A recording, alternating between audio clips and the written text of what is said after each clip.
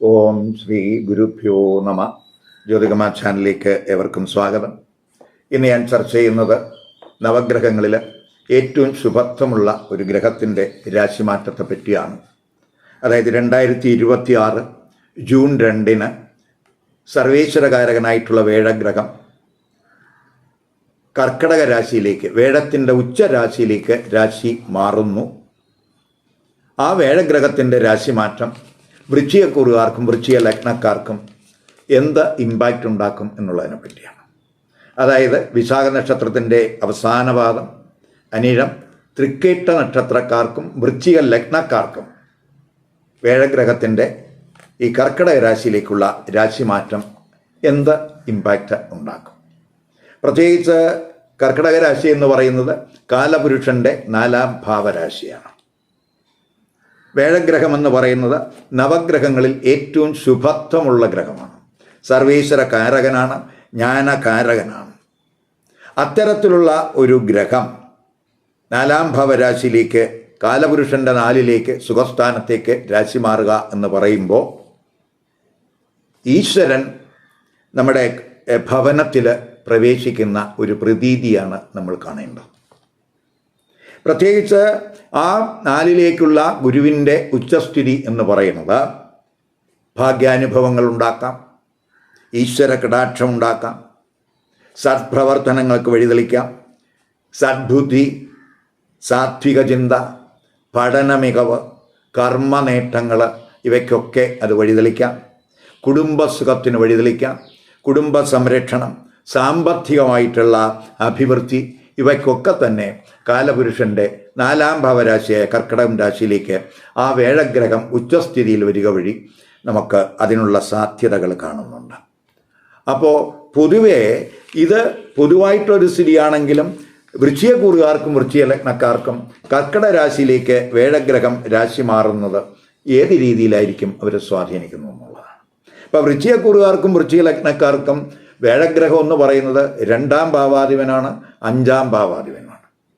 അപ്പോൾ 2ഉം 5ഉം ഭാവാധിപനായിട്ടുള്ള വേഴഗ്രഹം ജൂൺ 2 അവരുടെ അഷ്ടമരാശിയിൽ നിന്നും ഭാഗ്യസ്ഥാനത്തേക്കാണ് രാശി മാറുന്നത്. ഇപ്പോൾ വേഴഗ്രഹം അഷ്ടമരാശിയിൽ നിൽക്കുകയാണ്.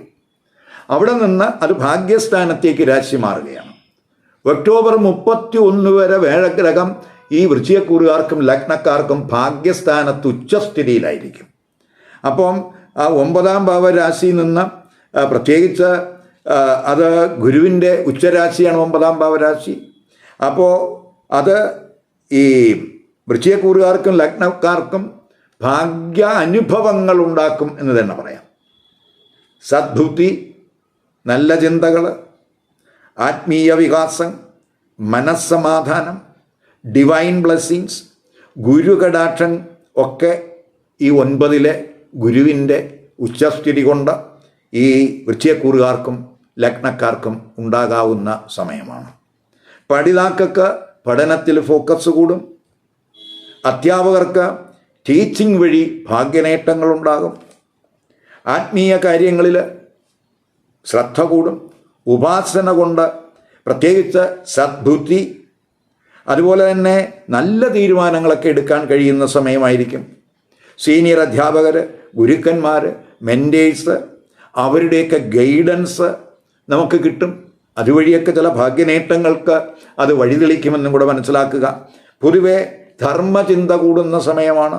ധർമ്മ പ്രവർത്തനങ്ങളിൽ ഫോക്കസ് ഉണ്ടാകുന്ന സമയമാണ്. ആത്മജ്ഞാനമൊക്കെ കൂടുന്ന സമയമാണ്. ഇവയൊക്കെ തന്നെ നമുക്ക് മനസ്സിന് സന്തോഷം ഉണ്ടാക്കുന്ന ഒരു സംഭവവികാസങ്ങളായിരിക്കും. അപ്പോൾ പൊതുവേ നമുക്ക് സർവേശ്വരകാരകനായിട്ടുള്ള ഗുരു ഭാഗ്യസ്ഥാനത്ത് ഉച്ചസ്ഥിതിയിൽ വരുമ്പോൾ നമ്മുടെ ദൗർഭാഗ്യങ്ങൾ മാറി സൗഭാഗ്യങ്ങൾ വന്നു ചേരുന്ന സമയമായിരിക്കും. അപ്പോൾ പൊതുവെ വിദ്യാർത്ഥികളെ സംബന്ധിച്ചിടത്തോളം പഠനത്തിലെ മെല്ലപ്പോക്കൊക്കെ മാറി, ആലസ്യമൊക്കെ മാറി, അതിൽ കൂടുതൽ, അതായത് ഉന്നത പഠനത്തിൽ വളരെ മികവ് പ്രകടിപ്പിക്കാൻ കഴിയുന്ന സമയമാണ്. ഉന്നത പഠനത്തിലൊക്കെ ഭാഗ്യനേട്ടങ്ങൾ ഉണ്ടാകും. ഉയർന്ന കോഴ്സുകളിലൊക്കെ അഡ്മിഷൻ ആഗ്രഹിക്കുന്നവർക്ക് വളരെ അനുകൂല സമയമായിരിക്കും ആ 9ലെ വേഴത്തിൻ്റെ ഉച്ചസ്ഥിതി കൊണ്ട് ഉണ്ടാകുന്നത്. കാരണം നമ്മൾ 5ാം ഭാവാധിപനാണ് വേഴഗ്രഹം. ഈ 5ാം ഭാവാധിപൻ ഭാവത്തിൻ്റെ 5ലാണ് ഉച്ചനാവുന്നത്.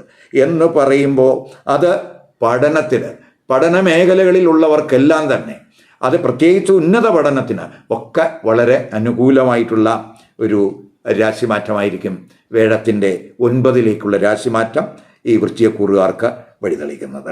അപ്പോൾ വിദേശത്തൊക്കെ ഉന്നത പഠനമൊക്കെ ആഗ്രഹിക്കുന്നവർക്ക് തീർച്ചയായിട്ടും അവരുടെ ആഗ്രഹം സഫലമാകുന്ന സമയമാണ്. ദൂരയാത്രകൾ കൊണ്ട്, പ്രത്യേകിച്ച് വിദേശയാത്രകൾ, ഇവയൊക്കെ ആഗ്രഹിക്കുന്നവർക്ക് ഇത് അനുകൂല സമയം എന്ന് തന്നെ പറയാം. 9ലെ വേഴത്തിൻ്റെ ഉച്ചസ്ഥിതി. അതുപോലെ തന്നെ ഈ വേഴം 2ാം ഭാവാധിപനാണ്. ഈ 2ാം ഭാവാധിപനും ഭാഗ്യസ്ഥാനത്ത് വരികയാണ് എന്ന് പറയുമ്പോൾ ഈ 2ാം ഭാവാധിപൻ യഥാർത്ഥത്തിൽ 2ന്റെ അഷ്ടമരാശിയിലേക്കാണ് ആ വേഴഗ്രഹം രാശി മാറുന്നത്. 2ാം ഭാവത്തിൻ്റെ അഷ്ടമരാശിയാണ് പ്രത്യേകിച്ച് വൃശ്ചികക്കൂറുകാർക്ക് ഭാഗ്യസ്ഥാനം എന്ന് പറയുന്നത്. അപ്പോൾ നമുക്ക് അപ്രതീക്ഷിതമായിട്ടുള്ള ധനനേട്ടം എന്ന് വേണമെങ്കിൽ പറയാം. അപ്പോൾ പിതാവുമായിട്ടുള്ള ബന്ധമൊക്കെ നമുക്ക് ശക്തമാകും. പിതൃകടാക്ഷമൊക്കെ പ്രതീക്ഷിക്കാവുന്ന സമയമാണ്. കുടുംബ ബിസിനസ്സിലൊക്കെ നമുക്ക് നേട്ടങ്ങൾ പ്രതീക്ഷിക്കാവുന്ന സമയമാണ്. ധനഭാഗ്യത്തിൻ്റെ സമയം എന്ന് പറയാം. നമുക്ക് പോസിറ്റീവായിട്ടുള്ള ബാങ്ക് ബാലൻസിൻ്റെ സമയം എന്നും കൂടെ പറയാം.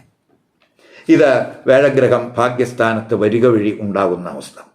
അപ്പോൾ ഭാഗ്യസ്ഥാനത്ത് വരുന്ന വേഴഗ്രഹം 3 രാശികളിൽ ദൃഷ്ടി ചെയ്യുന്നു. അപ്പോൾ സ്ഥിതി പോലെ തന്നെ ആ വേഴഗ്രഹത്തിന് ദൃഷ്ടിക്കും വളരെ പ്രാധാന്യമുണ്ട്. പ്രത്യേകിച്ച് ഗുരു ജന്മരാശിയിലാണ് ദൃഷ്ടി ചെയ്യുന്നത്. അപ്പം ജന്മരാശിയിൽ വൃശ്ചിക രാശിയിലേക്ക് ആ വേഴത്തിൻ്റെ ദൃഷ്ടി വരുന്ന സമയമാണ്. അപ്പോൾ നമുക്ക് കുറച്ച് കാലം കൊണ്ട് ഉണ്ടായിട്ടുള്ള ബുദ്ധിമുട്ടുകൾ, ആ ദോഷങ്ങൾ, ഇതൊക്കെ പെട്ടെന്നങ്ങ് മാറും. ഭാഗ്യസ്ഥാനത്തിൻ്റെ 5ാം ഭാവരാശിയാണ് ഈ ജന്മരാശി എന്ന് പറയുന്നത്. അപ്പോൾ പൊതുവെ നമ്മുടെ ജന്മരാശിയിലൊക്കെ വേഴത്തിൻ്റെയൊക്കെ ആ ദൃഷ്ടി വരുമ്പോൾ നമ്മുടെ വ്യക്തിപ്രഭാവത്തിന് തിളക്കം ഉണ്ടാകുന്ന സമയം, ആകർഷകമായിട്ടുള്ളൊരു വ്യക്തിത്വം, ആത്മജ്ഞാനമൊക്കെ കൂടുന്ന സമയം, ചിന്തകളിലും നമ്മുടെ വീക്ഷണങ്ങളിലും ഒക്കെ തന്നെ സഡനായിട്ടുള്ള മാറ്റങ്ങൾ ഈ സമയത്ത് ഉണ്ടാകും. നമ്മുടെ ആശയങ്ങൾക്ക് പൊതുവെ സ്വീകാര്യത കൂടുന്ന സമയം എന്ന് പറയാം. അതുപോലെ ഈ പ്രത്യേകിച്ച് നമുക്ക് ഭോജന സുഖമൊക്കെ അനുഭവപ്പെടുന്ന സമയമാണ്. അതേസമയം ജന്മരാശിയിലൊക്കെ ദൃഷ്ടി വരുമ്പോൾ, ഗുരുവിൻ്റെ ദൃഷ്ടി വരുമ്പോൾ, ഗുരു അല്പം ഒരു ഫാറ്റി ആയിട്ടുള്ള ഈ കൊളസ്ട്രോൾ അതുമായിട്ടൊക്കെ ബന്ധപ്പെട്ടൊക്കെ ഉള്ള പ്രശ്നങ്ങളുള്ളവർ, അത് നമ്മൾ ശരീരമൊക്കെ ഒരു ഒബീസിറ്റി പ്രോബ്ലമൊക്കെ ചിലപ്പോൾ ക്രിയേറ്റ് ചെയ്യാൻ സാധ്യതയുണ്ട്. പ്രത്യേകിച്ച് ആ ഗുരുവിൻ്റെ ജന്മരാശിയിൽ ദൃഷ്ടി വരുമ്പോൾ. അപ്പോൾ നമ്മൾ ഈ ഭോജന സുഖമൊക്കെ ഉണ്ടാകും. അപ്പോൾ നല്ല രീതിയിലൊക്കെ ആഹാരം കഴിക്കും. അതൊക്കെ ചിലപ്പോൾ ശരീരം തടിക്കുന്നതിനും ഒബീസിറ്റി പ്രോബ്ലം ഉണ്ടാക്കുന്നതിനൊക്കെ വഴി. അപ്പോൾ അവിടെ ഒരു കെയർ കൊടുക്കണം. അതേസമയം നമ്മൾ ആരോഗ്യപരമായിട്ടും അതുപോലെ തന്നെ മാനസികമായിട്ടും സന്തോഷ അനുഭവങ്ങൾ നമുക്ക് ഉണ്ടാകും. അപ്പോൾ ഏത് കാര്യത്തിലും നമ്മൾ എന്ത് പ്രശ്നം വന്നാലും അവയിൽ നമുക്ക് കറക്റ്റ് ഡിസിഷൻ എടുക്കാൻ ആ ഗുരുവിൻ്റെ ജന്മരാശിയിലെ ദൃഷ്ടി, പ്രത്യേകിച്ച് നമുക്ക് ആത്മജ്ഞാനമൊക്കെ കൂടും. പ്രത്യേകിച്ച് ജ്ഞാനകാരകനായ ഗുരുവാണ് ജന്മരാശിയിൽ നോക്കുന്നത്. അപ്പോൾ നമുക്ക് നല്ല ബുദ്ധി, നല്ല ചിന്ത, കറക്റ്റ് ഡിസിഷനൊക്കെ എടുക്കാൻ കഴിയുന്ന സമയമായിരിക്കും. അപ്പോൾ പൊതുവെ നമുക്ക് ഏറ്റെടുക്കുന്ന കാര്യങ്ങൾ ശുഭകരമായിട്ട് നമുക്ക് പൂർത്തിയാക്കാൻ കഴിയുന്ന സമയമായിട്ട് കാണുക. അതുപോലെ സന്താനത്തിനായിട്ടൊക്കെ കാത്തിരിക്കുന്നവർക്ക് ആ ജന്മരാശിയിലെ ഗുരുവിൻ്റെ ദൃഷ്ടി എന്ന് പറയുന്നത് വളരെ ഗുണാനുഭവം ഉണ്ടാകും. അവർക്ക് അത്തരക്കാർക്ക് നല്ല വാർത്തകൾ ശ്രവിക്കാൻ കഴിയുന്ന സമയമാണ്. അതുപോലെ നമ്മൾ പ്രത്യേകിച്ച് നിയമമേഖലയിൽ പ്രവർത്തിക്കുന്നവർ, അതുപോലെ ഉന്നത പഠനത്തിലെ പ്രത്യേകിച്ച് പ്രൊഫസേഴ്സ്, അതുപോലെ റൈറ്റേഴ്സ്, അതുപോലെ ഈ പുരോഹിതന്മാർക്ക്, ഇവർക്കൊക്കെ തന്നെ ആ 9ലെ ഗുരുവിൻ്റെ ഉച്ചസ്ഥിതി വളരെ ഗുണം ചെയ്യും. മറ്റുള്ളവരെ സ്വാധീനിക്കാനുള്ള ഒരു ലീഡർഷിപ്പ് തലത്തിലേക്ക് ഈ കൂറുകാർ ഉയരാൻ സാധ്യതയുണ്ട്. ഗുരു 3ാം ഭാവരാശിയിൽ ദൃഷ്ടി ചെയ്യുന്നുണ്ട്. 3ാം ഭാവരാശിയിൽ ഗുരു ദൃഷ്ടി ചെയ്യുക എന്ന് പറയുമ്പോൾ നമുക്ക് നമ്മുടെ മൈൻഡ്, നമുക്ക് ശുഭാപ്തി വിശ്വാസം കൂടുന്ന സമയം എന്ന് പറയാം. നമ്മൾ കൂടുതൽ ഫിലോസഫിക്കലാകുന്ന സമയം എന്ന് പറയാം. ധൈര്യം, വീര്യമൊക്കെ നമുക്ക് കൂടാവുന്ന സമയമാണ്. ഏത് കാര്യത്തിലും നമുക്ക് ഏത് കാര്യങ്ങളിലായാലും അത് ചർച്ച ചെയ്യുന്നതിനും അതിനൊരു പരിഹാരം കണ്ടെത്തുന്നതിനുമൊക്കെ അനുകൂലമായിട്ടുള്ള സമയമായിരിക്കും ആ വേഴഗ്രഹം 3ൽ ദൃഷ്ടി ചെയ്യുക വഴിയാണ്. അപ്പം മൈൻഡ് പൊതുവെ റിസോഴ്സ്ഫുൾ ആകും. സഹോദരങ്ങളുമായിട്ടുള്ള ബന്ധമൊക്കെ ശക്തമാകും. കമ്മ്യൂണിക്കേഷൻ റിലേറ്റഡ് ആയിട്ടുള്ള വർക്കിലൊക്കെ ഒരു തിളക്കം നമുക്കുണ്ടാകും. അതേസമയം ഈ 3-ലെ ഗുരുവിൻ്റെ ദൃഷ്ടി, പ്രത്യേകിച്ച് 3-ാം ഭാവരാശി എന്ന് പറയുന്നത് മകരരാശിയാണ്. അത് വേഴത്തിനെ സംബന്ധിച്ചിടത്തോളം, വേഴഗ്രഹത്തെ സംബന്ധിച്ചിടത്തോളം നീചരാശിയാണ്.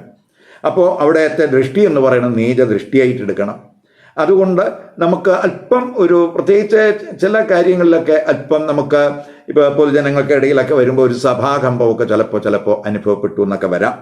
അപ്പോൾ അതൊക്കെ നമുക്ക് കാര്യങ്ങളൊക്കെ തുറന്ന് സംസാരിക്കാനും ധൈര്യം കാണിക്കാനുള്ള ഒരു മനോഭാവം ഈ സമയത്ത് ഉണ്ടാകണം. അതായത് നമ്മൾ പിൻവലിയാതെ മുന്നിട്ട് നിന്ന് ഒരു ലീഡർഷിപ്പ് തലത്തിൽ പ്രവർത്തിക്കാനുള്ള ഒരു ശക്തി ഈ സമയത്ത് സംഭരിക്കണം. ഗുരു 5-ല് ദൃഷ്ടി ചെയ്യുന്നുണ്ട്. നമുക്കറിയാം ഈ ഗുരുവാരെ സംബന്ധിച്ചിടത്തോളം 5-ാം ഭാവാധിപൻ ഗുരുവാണ്. 5-ലിപ്പോൾ ശനി നിൽക്കുന്ന സമയം കൂടെയാണ്. അപ്പോൾ 5-ാം ഭാവാധിപനായ ഗുരു 5-ന്റെ 5ആയ ഭാഗ്യസ്ഥാനത്താണ് നിൽക്കുന്നത്. അപ്പോൾ ഭാഗ്യസ്ഥാനത്തിൻ്റെ ഭാഗ്യസ്ഥാനമാണ് ഈ 5-ാം ഭാവം എന്ന് പറയുന്നത്. അപ്പം വിദ്യാർത്ഥികളെ സംബന്ധിച്ചിടത്തോളം പഠനത്തിൽ അവർക്ക് ഡിവൈൻ ബ്ലെസ്സിങ്സിൻ്റെ സമയം എന്ന് പറയാം. ഭാഗ്യനേട്ടങ്ങൾ ഉണ്ടാകും. അവരുടെ ബുദ്ധിശക്തി, അവരുടെ മെമ്മറി പവർ ഒക്കെ തന്നെ കൂടുന്ന സമയമാണ്. അപ്പോൾ പഠിതാക്കൾക്ക് ഇപ്പോൾ പ്രത്യേകിച്ച് അവർ ആഗ്രഹിക്കുന്ന കോഴ്സിലൊക്കെ അഡ്മിഷൻ കിട്ടുന്നതിന് എന്തെങ്കിലും തടസ്സം വന്നിട്ടുണ്ടെങ്കിൽ അവയൊക്കെ തരണം ചെയ്യും. അവർക്ക് അഡ്മിഷൻ സാധ്യമാകുന്ന സമയമാണ്.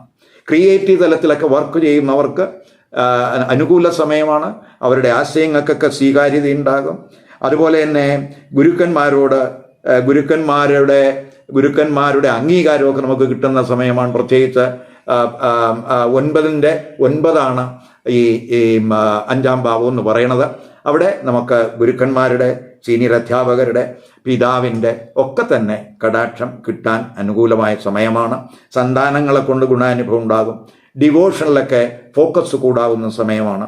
നമുക്ക് ഡിസിഷൻ മേക്കിംഗ് ഒക്കെ വളരെ അനുകൂലമാകുന്ന, വളരെ പോസിറ്റീവായിട്ടുള്ള തീരുമാനം എടുക്കാൻ കഴിയുന്ന, കറക്റ്റ് തീരുമാനം എടുക്കാൻ കഴിയുന്ന സമയമായിരിക്കും. ഇപ്പോൾ 5-ലെ ശനിയുടെ സ്ഥിതി കൊണ്ട് എന്തെങ്കിലും ദോഷമുണ്ടെങ്കിൽ അതൊക്കെ മാറ്റുന്നതിന് ആ 5-ാം ഭാവാധിപനായിട്ടുള്ള ഗുരു 5-ല് ഭാഗ്യസ്ഥാനത്ത് നിന്ന് അതിൻ്റെ ഭാഗ്യസ്ഥാനത്തേക്ക് ദൃഷ്ടിക വഴി ഉണ്ടാകുമെന്ന് പറയാം. മനസ്സിന് സന്തോഷിക്കാനുള്ള ഇവൻറ്റ്സ് ആയിരിക്കും ഈ സമയത്ത് ഉണ്ടാകുന്നത്. റൊമാൻറ്റിക് റിലേഷൻഷിപ്പിലും നമുക്ക് പ്രശ്നങ്ങളൊക്കെ പരിഹരിച്ച് വളരെ സന്തോഷാനുഭവങ്ങൾ ഉണ്ടാക്കാൻ കഴിയുന്ന സമയമാണ്. ഈ വീഡിയോ ഇഷ്ടപ്പെട്ടുവെങ്കിൽ ലൈക്ക് ചെയ്യുക, ഷെയർ ചെയ്യുക. അതുപോലെ സബ്സ്ക്രൈബ് ചെയ്യാത്തവർ സബ്സ്ക്രൈബ് ചെയ്ത് കാണുക. മറ്റൊരു പുതിയ വിഷയമായി അടുത്ത വീഡിയോയിൽ കാണാം. നമസ്കാരം.